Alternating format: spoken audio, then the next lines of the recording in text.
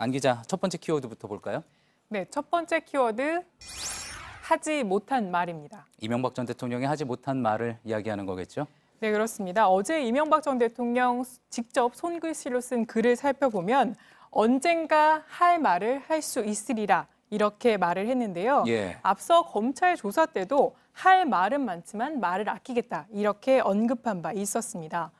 이렇게 이 전 대통령은 할 말이 있다고 여운만 남겼지만 이 측근들은 강하게 여전히 정치 보복을 언급하고 있는 상황인데요.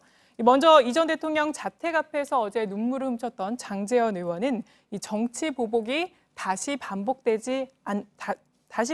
예. 안 된다 이렇게 언급을 했고요. 그러니까 이른바 정치 보복 프레임을 이렇게 만드는 그런 모습인 거군요. 그렇습니다. 또 홍준표 당대표도 오늘 페이스북에 글을 올렸는데요. 해당 글을 보시면 이 노무현 전 대통령 관련 검찰 수사는 깨끗한 정치를 만들어가는 과정이라고 이야기하면서 이명박 전 대통령 관련한 수사는 주군의 복수를 위해 적폐청산이라는 미명 아래 정치 보복이라는 말을 다시 한번 했습니다. 예. 그런데 일각에서는 이 전 대통령의 경우에는 현재 110억 원대 뇌물뿐만 아니라 18개의 혐의를 받고 있는데 이를 단순히 정치 보복이라 할 수 있느냐 이런 시각이 존재합니다. 예, 그렇겠군요.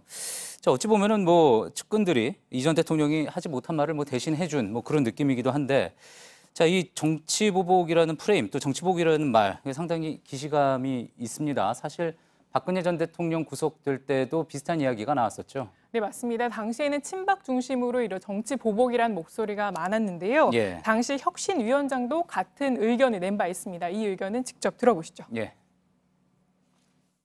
박근혜 대통령이 실제 저지른 잘못보다 너무 과한 정치적 보복을 당한 거 아닌가 하는 생각도 하고 있고요. 장제원 의원 이 전 대통령에 대해서는 정치 보복이라는 발언을 계속해서 하고 있는데요. 예. 당시에 혁신위원장의 발언을 비판하면서 예. 이렇게 극우 정당이 된다면 나 자신부터 청산되겠다 이렇게 정치 보복을 부인한 바 있었습니다. 예, 그러니까 이제 그 당시 박근혜 전 대통령이 이제 구속될 때 그 당시에는 잘못이 있는데도 이렇게 우리가 정치 보복만 강조를 하면은 극우 정당이나 다름없다 뭐 그렇게 이야기를 했다는 거군요. 맞습니다. 예, 지금 입장이 상당히 바뀐 것 같고요.